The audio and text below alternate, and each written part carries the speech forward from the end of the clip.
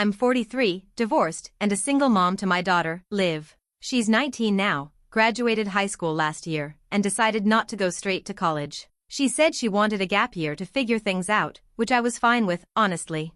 I didn't go to college right away either, so I get it. Up until recently, she worked at a bookstore part-time and spent most of her time at home.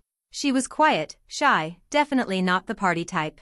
Her idea of a night out was watching Netflix with takeout. She was close with me, sometimes I'd joke she was stuck to my hip. She told me everything. Or at least I thought she did.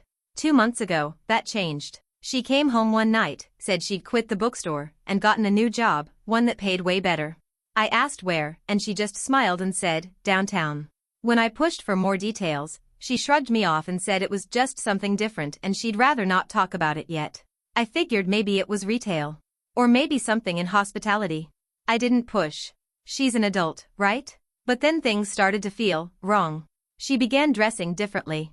I don't mean a glow-up or finding her confidence, I mean full-on transformation. High heels, tight dresses, smoky eyeshadow. This was a girl who used to live in hoodies. One night, I walked into her room to drop off her laundry and found her stuffing lingerie into a duffel bag. I froze. She saw me looking and instantly slammed the drawer shut like I'd caught her doing something illegal. I tried to laugh it off, made a dumb joke about date night, but she didn't laugh back. She just stared at me and said, "Don't worry about it." Then she started leaving the house around 6 p.m. and coming back after midnight. Every night. Not weekends, every night. At first, I assumed maybe she was dating someone. But when I asked if she was seeing anyone, she said no. Then she said something that chilled me. "I'm not doing anything bad. But I'm not ready for you to know, either." What the hell does that mean? It only got weirder after that. She started locking her door. That might not sound like a big deal, but it was new for her. She'd never cared about privacy before. Her room used to be wide open all the time.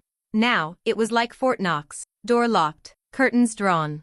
The duffel bag was always gone during the day and back again by the morning, like it had its own secret schedule.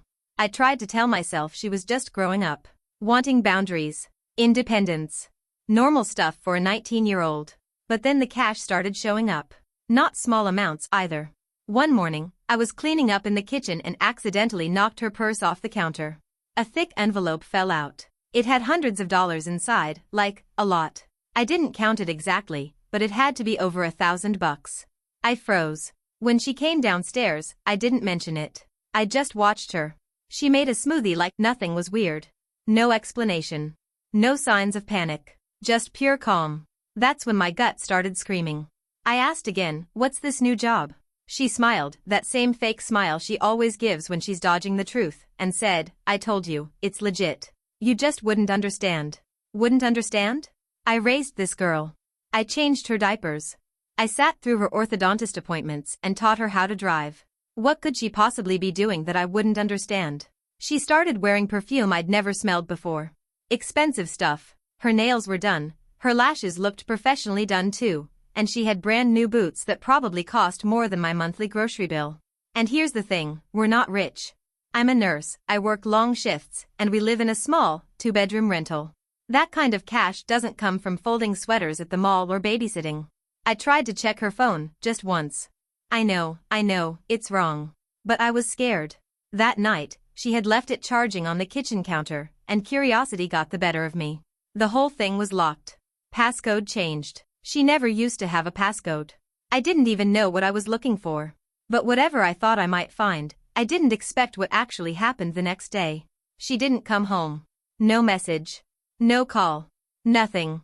When midnight rolled around and she still wasn't back, I started to panic. By 1 a.m., I was pacing the living room, phone in hand, checking the front window every 30 seconds. Her location sharing had been turned off, another thing she used to keep on without a second thought. I texted. I called. Straight to voicemail. No, I'm running late, no phone died, nothing. Just silence. I barely slept. I kept the porch light on all night, like that would somehow guide her home faster. Every car that passed made my heart jump. But morning came, and still no sign of her. Around 7 a.m., I called the hospitals, then the police. I told them she was 19, technically an adult, but this was out of character. They said I could file a report if she didn't show up in 24 hours. I wanted to scream. What was I supposed to do in the meantime? Just sit there and wait? I started going through her room. I didn't even feel guilty anymore. I was terrified. I tore through her closet, checked under the bed, dug through every drawer. Nothing. No ID badges, no receipts, no name tags, just clothes. Expensive ones, still with some of the tags on. Tight dresses, heels, silky robes. Lingerie. Designer purses. And the duffel bag? Gone. Then I found the envelope. It was tucked under her mattress. Another fat stack of cash, probably even more than the one I'd seen before. But this one also had a business card clipped to it. Just a name. No title, no company, just Jade 555-*. No last name. No logo. Just a single emerald-colored card with gold lettering. But something about it made my skin crawl. I don't know why, maybe it was the simplicity, or the fact that my daughter had hidden it like a secret. I dialed the number. No one answered. Straight to voicemail. A woman's voice, smooth, cold, rehearsed. You've reached Jade. If you know me, leave a message. If you don't, you shouldn't have this number. What the hell did that mean? Right as I hung up, I heard the front door. She was back. Hair a mess, makeup smudged, limping slightly. And she reeked of alcohol and perfume I didn't recognize. She looked at me like I was the one who needed to explain something. And I swear, something in her eyes had changed. Something was missing. She didn't speak right away. Just stood there in the doorway, staring at me like I was some stranger who had accidentally wandered into her house. I asked her where she'd been. My voice cracked when I said it. I hadn't realized how scared I sounded until it came out. She didn't answer. Instead, she walked past me, slow and heavy, and went straight to her room. I followed, close behind, and asked again. This time more firmly. Still nothing. Then I said the name, Jade. She stopped in her tracks. Not a flinch, not a gasp. Just stillness, like a deer caught in headlights. That told me everything I needed to know. I asked, who is she? What kind of job is this? My voice was shaking now, but not just from fear. From anger. From this hollow feeling growing in my chest that something had already gone too far. She finally turned around and gave me this look, part annoyed, part ashamed. But she didn't deny anything. Didn't ask how I got the card. She just said, flatly, don't ever call that number again. That hit me like a punch. I asked her if she was in danger. If she was in trouble. If someone was forcing her to do something she didn't want to do. She said no. She said everything was her choice. But she wouldn't say what it was. She told me she was making good money, that I didn't need to worry, and that it wasn't my business.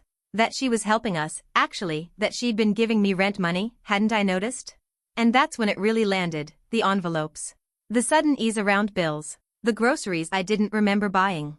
My daughter had been funding our household, quietly, for over a month. And I'd let her. I asked again, what are you doing? She just stared and said, you don't want to know. I don't know what scared me more, the words, or the way she said them.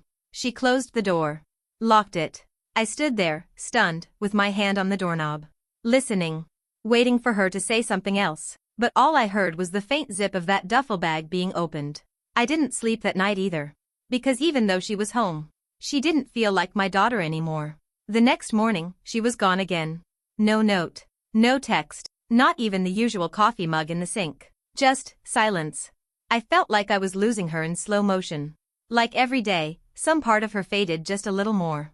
My sweet, goofy kid, the one who used to beg me for midnight waffles and cry over Pixar movies, was now vanishing into the night and coming home with smeared mascara and stacks of cash. I couldn't take it anymore.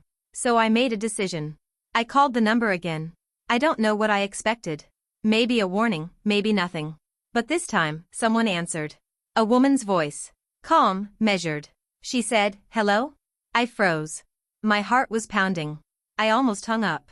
But then I said, I'm Liv's mother. I want to know what she's doing. There was a pause. Not shock. Not confusion. Just a beat of silence, like she was deciding what version of the truth to give me. Then she said, she's safe. She's very good at what she does. And she's earning more in a week than most people make in a month. You should be proud. Proud? Before I could say anything else, she added, don't call again. She doesn't want you involved. Then she hung up. I stood there, holding the phone like it had just burned me. I didn't know what was worse, what she said, or how calm she was saying it. Like it was all normal. Like my daughter disappearing at night and coming home broken and secretive was just fine. I thought about going to the police. I even started dialing. But what would I say? She's legally an adult. She says she's not in danger. She's choosing this, whatever this is. And then, that night, I made another discovery. I was doing laundry. Her laundry. I wasn't even thinking, just trying to hold on to something that felt routine. Something that felt like before. But when I reached into the pocket of her jeans, I pulled out something that made my hands go cold. A hotel keycard. No brand name. Just black plastic with a little red triangle in the corner. And a smear of lipstick across the edge. I stood in the laundry room, staring at it, my whole body frozen. I turned it over in my hand, hoping it would magically tell me something. That's when I noticed what else was in the pocket. A receipt. Not for food. Not clothes. Room service. Champagne. For two. I sat on the laundry room floor for almost an hour. Just holding that receipt. Turning the keycard over and over in my fingers. I don't even remember how I got there. 1 second I was folding shirts, the next I was unraveling. Champagne for two. $142. It wasn't just the price, it was the implication. The 2 glasses. The strawberries. The sweet upgrade. I googled the name of the hotel listed on the receipt. 5 stars. Downtown. One of those places with mood lighting, velvet lounges, and a no cameras allowed policy according to reviews. Not the kind of place you crash at after a movie. Not the kind of place you go alone. I checked the date on the receipt. 2 nights ago. The same night she didn't come home. I told myself to stay calm. I even tried rationalizing it. Maybe she was seeing someone. Maybe she just didn't want to tell me. Maybe this was just some rich guy she met and fell for, and she was being secretive because she thought I'd judge her. But then I looked again at the name listed under the room reservation. Jade. She didn't book the room. Jade did. And suddenly, my daughter wasn't the guest, she was the company. That night, I tried to talk to her again. Waited up until past midnight, sitting on the couch like a statue in the dark. When she finally walked in, she didn't even flinch. Didn't act surprised. She just looked at me and said, "Are we doing this again?" I asked her about the hotel. She didn't deny it. Just said it was work-related and that she'd been treated with respect. Her exact words, "Nothing happened that I didn't agree to." That sentence haunted me. Not because of what it said, but what it didn't. I asked if she was in escorting. Or something close to it. She didn't say yes, but she didn't say no either. Just stared at me with those tired, cold eyes and said, "It's temporary. And it's safe." Safe? How could anything about this be safe? Then she walked into her room and closed the door without another word. I didn't sleep. I didn't move. I just sat there, hearing her zip that duffel bag again, and feeling like I'd lost her to something I couldn't compete with. Something I couldn't save her from. The next morning, she was gone again, but this time, she left something behind. A small white envelope on the kitchen table. My name written on the front in her handwriting, like a gift. I stared at it for 5 full minutes before picking it up. Inside? Cash. A thick wad of it. At least $2,000. No note. No explanation. Just money. It felt like a bribe. Like she was trying to buy my silence, or maybe buy my blessing. I didn't know which would be worse. My hands shook as I stuffed the envelope back inside the drawer, like touching it too long would make this whole nightmare more real. That day, I called her father. We haven't spoken much since the divorce. He moved to another state, got remarried, had more kids. But I thought maybe if she wouldn't listen to me, she might listen to him. When I told him what was going on, at least the parts one could say out loud, he laughed. Actually laughed. Said I was being dramatic. That Liv was an adult. That girl's experiment. That maybe she was working in a club or something and just didn't want to tell her overbearing mother. Then he asked if I'd considered therapy. For myself. I hung up on him mid-sentence. I didn't know what else to do. I couldn't exactly call the cops and say, "I think my daughter's selling herself but also claims she's totally fine." I didn't even know what I was accusing her of. I had no proof. Just feelings. Clues. Whispers. That night, I decided to follow her. I waited until she left, dressed in one of those black dresses she always wears now, hair slicked back, lips blood red. She didn't say goodbye. Just closed the door behind her like I didn't exist. I gave her a 10-minute head start, then grabbed my coat and keys. I felt sick. Like my stomach was full of glass. She walked. I drove. Parked a block behind, watching as she turned down a street I didn't recognize. A part of town where nothing ever really closes, where people don't ask questions, and where nobody looks too closely at what's behind the tinted doors. She stopped in front of a building I'd never noticed before. No sign. No windows. Just a glossy black door and a man in a suit standing guard outside. He smiled when he saw her. Said something. She nodded, stepped inside, and disappeared. I waited. and waited. After 20 minutes, I got out of the car. My legs barely worked. I walked toward the door. The man stepped in front of it before I got close. He didn't say a word. Just looked me up and down, like he already knew I didn't belong. Then he smiled. And said, "You shouldn't be here." I opened my mouth to respond, but nothing came out. My throat was dry, like I'd swallowed sand. The man's smile didn't fade. If anything, it got colder. He stepped closer, dropped his voice, and said, "Go home, ma'am. This place isn't for you." Ma'am. That hit harder than I expected. Like I was being told I was too old, too soft, too mom to understand whatever world existed behind that glossy black door. I tried to ask about my daughter. I even said her name. His expression didn't change. He just shook his head and said, "We don't use names here." That was the first moment I felt truly afraid. Not just worried, not just desperate, but scared. Like I'd stumbled into something bigger than me. Something dangerous. Something dark. I turned and walked away before my legs could give out. Back to my car, back to the silence. I didn't drive home right away. I just sat there, parked, watching the building. Over the next 2 hours, I saw a dozen women walk in. All dressed like Liv. All confident. All greeted with that same silent nod from the man at the door. Some of them looked barely older than her. One looked even younger. No one came out. Not one. I wanted to call someone. But who? The police? What would I even say? That my daughter walked into a building and didn't immediately leave? That I felt something illegal was happening? It wouldn't be enough. Eventually, I drove home. But I didn't sleep. Just waited, heart racing, for the sound of the front door. She came back at 3:12 a.m. I watched from the top of the stairs as she walked in, kicked off her heels, and leaned against the wall like she could finally breathe again. She looked tired. But not just physically. Soul tired. Then she pulled a stack of cash out of her purse, counted it quickly, and slid it into the drawer where she'd left the envelope earlier. That's when I noticed something else, her wrist. A red triangle. Faint. Just above the vein. Like it had been stamped there. Just like the key card. She didn't see me watching. And I didn't say a word. Because suddenly, I realized something horrible. She wasn't just working for this Jade woman. She was owned by her. The red triangle wouldn't leave my mind. It was small, almost subtle, but once I saw it, I couldn't unsee it. I checked the key card again. Same shape, same size, same shade of red. It wasn't just some design. It was a brand. And my daughter was wearing it. The next morning, she acted like nothing happened. Made eggs, hummed a song. Asked if we needed anything from the store. But her eyes were tired. Her movements careful. Like her body was functioning, but her soul was lagging behind. I couldn't keep pretending anymore. I asked her, quietly, carefully, if she was happy. She froze.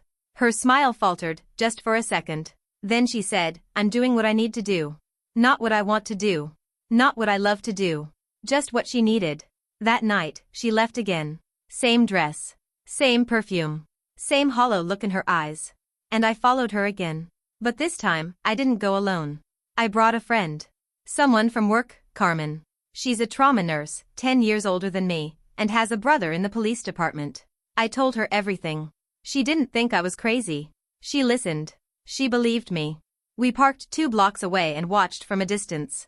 But tonight, something changed. A black SUV pulled up. Tinted windows. 2 men in suits got out, opened the door for Liv. She hesitated just for a second, but climbed in. The SUV pulled away before we could even blink. We followed. I don't know how Carmen kept up, she's terrifying behind the wheel, but somehow, we stayed close enough to tail them across the city. They didn't go to that same black door. They went underground. A parking garage. Downtown. Security gates. Keycard access. We watched Lev disappear behind a metal shutter. No way to follow. Carmen grabbed my hand. She said what I'd been afraid to say out loud. "This isn't a club. This is a ring." I didn't want to believe it. I still don't. But in that moment, watching my daughter vanish behind steel and secrets, I knew we were past the point of guessing. Something's happening to her. And if I don't figure out what before it's too late, I'm going to lose her completely. The next 48 hours were the longest of my life. Liv didn't come home. No texts, no calls. Her phone rang twice, then went to voicemail. I left messages, but my voice barely held together. I kept hearing Carmen's words in my head, "This is a ring," and every time, my heart twisted tighter. I called hospitals. Nothing. Carmen's brother, off the record, looked into the address of that underground garage. No registered business. No permits. Just a shell company tied to another shell company tied to an untraceable offshore account. Whatever this place was, it didn't want to be found. And neither did Jade. Her number was disconnected. Her voicemail gone. It felt like my daughter had been swallowed whole by something I couldn't touch. I couldn't even name it. But then, on the third night, I heard the front door. I flew out of bed so fast I nearly tripped. She was standing there, barefoot, soaked from the rain. Her mascara had streaked all the way down to her jaw. Her eyes looked empty. Like something had broken inside her and couldn't be glued back together. I pulled her into my arms. She didn't hug back at first. Then, slowly, like her body was thawing, her arms wrapped around me. She whispered, "I'm done." I didn't ask why. I didn't ask what happened. I just held her while she shook in my arms, like a child again, the way she used to when she had nightmares. Later that night, once she'd finally stopped crying, she told me the truth. Not all of it, but enough. Jade wasn't just a recruiter. She was a handler. That building? That SUV? That hotel? All connected. Women were auditioned, trained, and leased out to high-paying clients. Not officially, of course. On paper, everything was voluntary. Legal. Exclusive companionship. Signed waivers. NDA agreements. Glamorous on the outside. But once you were in, you couldn't leave. Not easily. Liv had tried. Twice. They kept pulling her back with guilt, fear, promises, threats. "You owe us," they said. "We gave you everything." The red triangle wasn't just branding. It was a warning. But something happened that last night. She didn't say what, and I didn't press. Just that someone crossed a line. And she ran. Walked 5 miles barefoot in the rain to get home. Left everything behind, cash, heels, even her phone. She said she felt like a shadow in her own life. Like she'd traded herself away piece by piece until nothing was left. And she wanted to be real again. It's been 3 weeks. She's still home. Still quiet. Still healing. We haven't called the police yet. We're meeting with a lawyer first. Gathering everything. Carmen's helping us. So is her brother. Liv started therapy. She doesn't want to talk about it much yet, but she sits in the chair. She shows up. And last night, she laughed. Just once. At a dumb movie we used to love. But it was her laugh. Not the fake one she used to wear like a mask. Her real laugh. And for the first time in months, I let myself cry. Not from fear. Not from grief. But from relief. Because I know I didn't get all of her back. But I got enough to start again. And maybe, that's more than most mothers in my position ever get.